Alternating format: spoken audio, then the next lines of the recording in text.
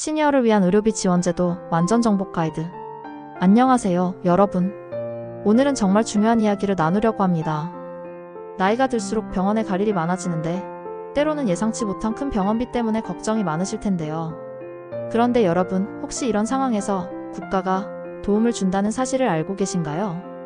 사실 우리나라에는 생각보다 많은 의료비 지원제도가 있습니다. 문제는 이런 좋은 제도들이 잘 알려지지 않아서 정작 도움이 필요한 분들이 혜택을 받지 못하고 계신다는 점입니다. 어떤 분들은 병원비가 너무 부담되어서 치료를 포기하시기도 하고, 어떤 분들은 집을 담보로 대출을 받아가며 병원비를 마련하시기도 합니다. 하지만 이런 어려움을 겪기 전에 먼저 알아봐야 할 것들이 있습니다. 오늘은 3가지 주요한 의료비 지원제도에 대해 자세히 알아보겠습니다. 첫 번째는 지자체에서 운영하는 긴급복지의료지원, 두 번째는 건강보험공단에서 제공하는 재난적 의료비 지원, 그리고 세 번째는 본인부담 상한제입니다. 이 3가지 제도만 제대로 알고 계셔도 의료비 걱정을 크게 덜 수 있습니다. 긴급복지의료지원 마이너스 응급상황의 든든한 버팀목. 여러분, 갑자기 응급실에 실려가거나 큰 수술을 받게 되면 어떤 생각이 드실까요? 아마 건강 걱정도 걱정이지만 병원비에 대한 부담이 엄청날 것입니다. 이런 상황에서 가장 먼저 알아봐야 할 것이 바로 긴급복지의료지원입니다. 긴급복지의료지원이라는 이름이 좀 어렵게 느껴지실 수도 있는데, 쉽게 말해서 갑작스럽게 큰 의료비가 발생했을 때 지자체에서 도움을 주는 제도입니다. 예를 들어서 설명해 드릴게요. 첫 번째 사례입니다. 72세 김할머니께서 갑자기 복통을 느껴 병원에 갔더니 맹장염이 심해서 즉시 수술을 받아야 한다고 했습니다. 응급수술로 급하게 병원비가 발생하여 병원 사회복지사의 도움을 받아 즉시 긴급복지의료지원을 신청하였습니다. 지원금으로 수술비 일부를 처리하고 남은 비용은 개인 부담을 최소화할 수 있었습니다. 이처럼 긴급복지의료지원의 가장 큰 장점은 선지원 후심사 원칙입니다. 무슨 말이냐 하면, 일단 급한 상황에서는 지원을 먼저 해주고 나중에 자격 요건을 확인한다는 뜻입니다. 서류를 다 준비하고 심사를 기다릴 시간이 없는 응급 상황에서는 정말 고마운 제도입니다. 그럼 어떤 분들이 이 지원을 받을 수 있을까요? 우선 소득 기준부터 말씀드리겠습니다. 가족 구성원 수에 따라 기준이 다른데 1인 가구는 월 소득이 약 170만원 이하, 2인 가구는 약 290만원 이하, 3인 가구는 약 380만원 이하, 4인 가구는 약 470만원 이하면 됩니다. 재산 기준도 있습니다. 일반 재산 1억 8,800만원 이하, 금융재산이 500만원 이하, 자동차 가액 2,500만원 이하여야 합니다. 여기서 중요한 점은 살고 계시는 집은 9억 원까지 재산에서 제외된다는 것입니다. 그러니까 자기 집이 있다고 해서 무조건 지원을 받을 수 없는 것은 아닙니다. 지원 내용을 구체적으로 살펴보면 1인당 연간 300만원까지 지원받을 수 있습니다. 이 돈은 입원비, 수술비, 응급의료비, 치료비 등 건강보험이 적용되는 본인부담금에 사용할 수 있습니다. 300만원이면 웬만한 수술이나 입원 치료에는 큰 도움이 될 것입니다. 그런데 이 지원이 한 번만 받을 수 있는 것은 아닙니다. 1차 지원을 받은 후에도 여전히 어려운 상황이면 추가 지원을 신청할 수 있고 최대 6개월까지 연장이 가능합니다. 큰 병에 걸려서 장기 치료가 필요한 경우에는 정말 도움이 됩니다. 신청하는 방법도 그리 어렵지 않습니다. 여러분이 살고 계시는 지역의 시군구청이나 동주민센터에 가시면 됩니다. 만약 본인이 직접 가기 어려운 상황이면 가족이나 친척이 대신 갈 수도 있고, 심지어 이웃이나 사회복지사도 대신 신청할 수 있습니다. 정말 급한 상황에서는 전화로도 신청이 가능합니다. 필요한 서류를 걱정하시는 분들이 많은데 응급 상황에서는 일단 구두로 신청하고 서류는 나중에 보완해도 됩니다. 긴급복지지원 신청서, 소득 및 재산 확인 서류, 의료비 관련 영수증 등이 필요하지만 급하면 나중에 제출해도 괜찮습니다. 여기서 하나 더 알아두실 점은 지원 결정까지의 시간입니다. 보통 신청한 날부터 3일 이내에 지원 여부가 결정되고, 정말 급한 경우에는 당일에도 지원을 받을 수 있습니다. 재난적 의료비 지원 사업, 마이너스 소득에 관계없이 받는 지원. 다음으로 알아볼 제도는 국민건강보험공단에서 운영하는 재난적 의료비 지원 사업입니다. 재난적 의료비라는 이름이 좀 무섭게 들릴 수 있는데, 이는 의료비가 가정 경제에 재앙 같은 타격을 주는 상황을 말합니다. 세계보건기구에서는 가구 소득의 40% 이상을 의료비로 쓰게 되는 경우를 재난적 의료비라고 정의합니다. 예를 들어 월 소득이 300만원인 가정에서 연간 의료비로 1,440만원 이상을 쓰게 되면 재난적 상황이라는 것이죠. 이 지원 사업의 가장 큰 특징은 소득 수준에 관계없이 모든 건강보험 가입자가 대상이 될 수 있다는 점입니다. 긴급복지 의료 지원은 소득이 낮은 분들만 받을 수 있지만 재난적 의료비 지원은 중산층이나 고소득층도 받을 수 있습니다. 구체적인 지원 대상을 살펴보겠습니다. 소득 구간을 4단계로 나누어서 각각 다른 기준을 적용합니다. 첫 번째는 기준 중위소득 50% 이하의 저소득층입니다. 이분들은 연간 본인 부담 의료비가 80만 원을 초과하면 지원 대상이 됩니다. 80만 원이라고 하면 한 달에 6만 7천 원 정도인데 큰 병에 걸리면 금세 넘을 수 있는 금액입니다. 두 번째는 기준 중위소득 50%에서 100% 사이의 중간소득층입니다. 이분들은 연간 본인 부담 의료비가 연소득의 15%를 초과하거나 200만 원을 초과하면 지원받을 수 있습니다. 예를 들어 연소득이 4천만 원이라면 600만 원을 의료비로 쓰면 지원 대상이 됩니다. 세 번째는 기준 중위소득 100%에서 200% 사이의 중상위소득층입니다. 연간 본인 부담 의료비가 연소득의 20%를 초과하거나 300만 원을 초과하면 지원받습니다. 마지막으로 기준 중위소득 200%를 초과하는 고소득층도 연소득의 25%를 초과하거나 400만 원을 초과하면 지원 대상이 됩니다. 지원 비율과 한도도 소득 구간별로 다릅니다. 기준 중위소득 50% 이하는 최대 70%까지 지원받고 연간 지원 한도는 3천만 원입니다. 50%에서 100% 사이는 최대 60% 지원에 연간 2천만 원, 100%에서 200% 사이는 최대 50% 지원에 연간 1천만 원, 200% 초과는 최대 40% 지원에 연간 500만 원입니다. 여기서 중요한 것은 중증 질환의 경우 더 높은 지원을 받는다는 점입니다. 암, 뇌혈관 질환, 심장 질환, 희귀난 치성 질환 등의 경우 일반 질환보다 10% 더 높은 지원율을 적용받습니다. 예를 들어 암 환자가 기준 중위소득 50% 이하라면 80%까지 지원받을 수 있습니다. 두 번째 사례입니다. 65세 박할아버지께서 폐암 진단을 받고 1년간 치료를 받으셨습니다. 연소득이 3,500만 원 정도 되는 중간소득층이셨는데 본인 부담 의료비가 800만 원 정도 나왔습니다. 재난적 의료비 지원을 신청하여 중증 질환 기준으로 70% 지원을 받아 560만 원을 돌려받으셨습니다. 신청하는 방법을 말씀드리겠습니다. 건강보험공단 지사에 직접 가시거나 온라인으로 신청할 수 있습니다. 온라인은 건강보험공단 홈페이지나 앱에서 가능합니다. 신청 시기가 중요한데 의료비가 발생한 해의 다음해 3월 말까지입니다. 예를 들어 2024년에 발생한 의료비는 2025년 3월 말까지 신청해야 합니다. 필요한 서류는 재난적 의료비 지원 신청서, 소득 확인 서류, 의료비 영수증, 통장 사본 등입니다. 다행히 건강보험공단에서 이미 확인할 수 있는 정보는 별도로 제출하지 않아도 되어서 생각보다 간단합니다. 심사 과정도 설명드리겠습니다. 신청서를 내면 건강보험공단에서 소득과 의료비를 확인합니다. 보통 2주에서 1개월 정도 시간이 걸리고 지원이 결정되면 신청하신 통장으로 돈이 입금됩니다. 본인 부담 상한제 마이너스 자동으로 적용되는 의료비 상한선. 세 번째로 알아볼 제도는 본인 부담 상한제입니다. 이 제도는 건강보험 가입자가 1년간 부담하는 본인 부담 의료비의 상한선을 두어 그 이상은 건강보험공단에서 부담하는 제도입니다.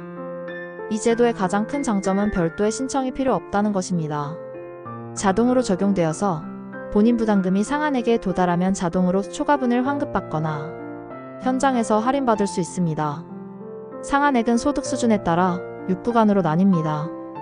2024년 기준으로 설명드리면 소득이 가장 낮은 1구간은 연간 80만원, 2구간은 120만원, 3구간은 150만원, 4구간은 220만원, 5구간은 280만원, 그리고 소득이 가장 높은 6구간은 540만원입니다. 여기서 아주 중요한 점이 있습니다. 이 상한액은 건강보험이 적용되는 본인 부담금에만 해당한다는 것입니다. 비급여 항목, 즉 건강보험이 적용되지 않는 치료비나 검사비, 선택진료비, 상급병실료 차익 등은 포함되지 않습니다. 구체적인 예를 들어보겠습니다. 세 번째 사례입니다. 68세 이할머니께서 무릎 수술을 받으시고 재활치료를 받으셨습니다. 소득 수준이 2구간에 해당하셔서 본인 부담 상한액이 120만원이었습니다. 1년 동안 건강보험 적용 본인 부담금을 총 200만원 내셨는데 120만원을 초과하는 80만원은 건강보험공단에서 환급해 주었습니다. 환급받는 방법은 두 가지가 있습니다. 사후환급과 현장할인입니다. 사후환급은 연말에 초과분을 계산해서 다음 해에 환급해주는 방식이고, 현장할인은 병원에서 진료비를 계산할 때 바로 할인을 적용해주는 방식입니다. 현장할인을 받으려면 미리 신청해야 합니다. 병원에서 건강보험증을 제시할 때 현장할인 신청을 해달라고 하시거나 건강보험공단 홈페이지나 앱에서 미리 신청할 수 있습니다. 큰 수술이나 장기 입원을 앞두고 계신다면 미리 신청해 두시는 것이 좋습니다. 본인 부담 상한제의 또 다른 특징은 가족 합산이 가능하다는 점입니다. 같은 세대의 가족 구성원이 낸 본인 부담금을 모두 합쳐서 계산하므로 가족 중 여러 명이 아프거나 한 사람이 큰 병에 걸렸을 때 더 큰 도움을 받을 수 있습니다. 네 번째 사례입니다. 3구간에 해당하는 4인 가족에서 할아버지가 심장수술로 100만원, 할머니가 백내장 수술로 30만원, 며느리가 출산으로 40만원의 본인 부담금을 냈습니다. 총 170만원인데 상한액 150만원을 초과하는 20만원을 환급받았습니다. 새 제도를 함께 활용하는 방법. 지금까지 세 가지 주요 의료비 지원 제도에 대해 알아봤는데, 이제 이 제도들을 어떻게 함께 활용할 수 있는지 말씀드리겠습니다. 가장 중요한 것은 이 세 제도가 서로 배타적이지 않다는 점입니다. 즉, 중복해서 지원받을 수 있다는 의미입니다.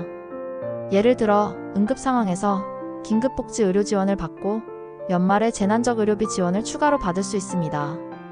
본인 부담 상한제는 기본적으로 적용되므로 다른 지원과 함께 받을 수 있습니다. 응급 상황에서는 긴급복지 의료 지원을 가장 먼저 고려하세요. 병원에서 퇴원 통지를 받았는데 의료비가 없다든지 응급실 치료로 큰 비용이 발생했을 때 주저하지 마시고 동주민센터에 연락하세요. 이 제도는 선지원 후심사 원칙으로 운영되므로 급한 상황에서 가장 빠른 도움을 받을 수 있습니다. 연간 의료비 부담이 큰 경우에는 재난적 의료비 지원 사업을 꼭 활용하세요. 이 제도는 소득에 관계없이 모든 건강보험 가입자가 대상이 될 수 있으므로 중간소득층이나 고소득층도 지원받을 수 있습니다. 특히 암이나 심장병 같은 중증 질환의 경우 더 높은 지원을 받을 수 있으니 꼭 신청하시기 바랍니다. 본인 부담 상한제는 자동으로 적용되지만 현장 할인을 받으려면 미리 신청해야 합니다. 건강보험공단 홈페이지나 앱에서 간단히 신청할 수 있으니 큰 수술이나 입원을 앞두고 있다면 미리 신청해두세요. 신청할 때 주의사항과 실용적인 팁. 이런 지원을 받으실 때 몇 가지 주의사항이 있습니다. 첫째, 각 제도마다 신청 기한이 있으니 이를 놓치지 않도록 주의해야 합니다. 특히 재난적 의료비 지원은 의료비 발생 다음해 3월 말까지만 신청 가능하니 기한을 꼭 확인하세요.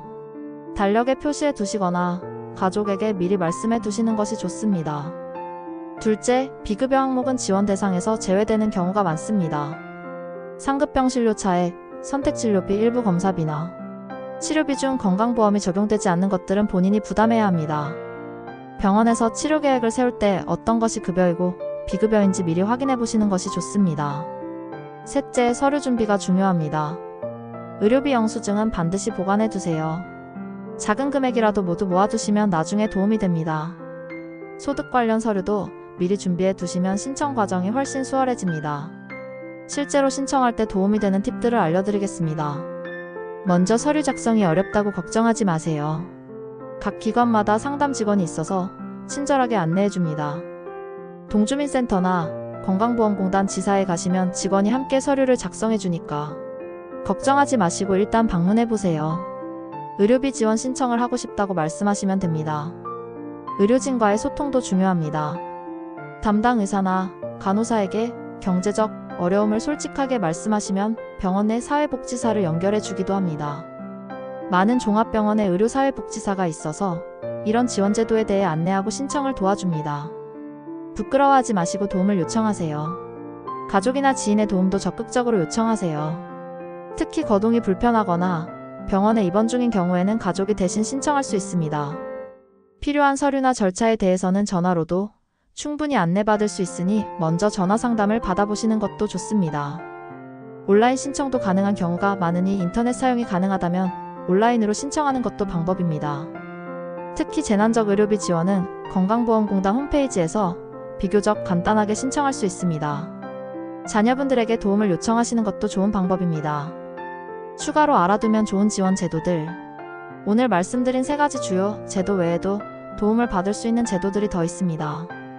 희귀질환이나 중증질환자의 경우 별도의 지원제도가 있습니다. 암 환자의 경우 한국희망재단, 한국암 환자권익연합, 각종 암 환자 지원단체에서 추가 지원을 받을 수 있습니다. 희귀질환자의 경우 질병관리청의 희귀질환자 의료비 지원 사업이 있어서 진단비나 치료비를 지원받을 수 있습니다.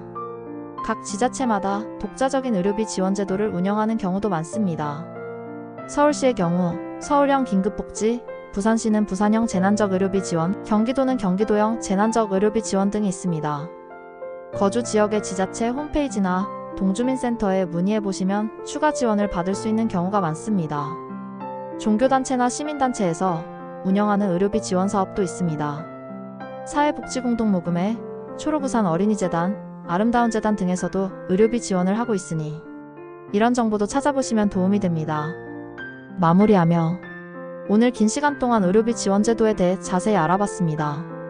정리해서 말씀드리면 응급 상황에서는 긴급복지 의료 지원, 연간 의료비 부담이 클 때는 재난적 의료비 지원 사업, 그리고 기본적으로는 본인 부담 상한제가 있어서 여러분을 지켜주고 있습니다. 중요한 것은 이런 제도가 있다는 것을 아는 것입니다. 많은 분들이 이런 지원이 있는지 모르셔서 혼자 어려움을 감당하시는 경우가 많은데 국가와 지자체에서 마련한 이런 제도들을 적극적으로 활용하시길 바랍니다. 또한 부끄러워하지 마세요. 이런 지원 제도는 우리가 낸 세금과 건강보험료로 만들어진 것이고 어려울 때 도움을 받는 것은 당연한 권리입니다. 주변에 도움이 필요한 분들이 계시면 오늘 들으신 정보를 꼭 전해주시기 바랍니다. 기억해 두실 연락처를 다시 한번 말씀드리겠습니다. 건강보험공단 콜센터는 1577-1000, 1577-1000번이고요. 보건복지상담센터는 129-129번입니다. 언제든지 궁금한 점이 있으면 전화로 상담받을 수 있습니다. 건강이 가장 소중하지만 의료비 걱정 때문에 치료를 포기하는 일은 절대 없으시길 바랍니다. 오늘 알려드린 정보가 여러분과 여러분 가족의 건강을 지키는 데 도움이 되기를 바라며 지금까지 함께 해주셔서 감사합니다. 영상이 도움이 되셨다면 구독과 좋아요로 응원해주세요.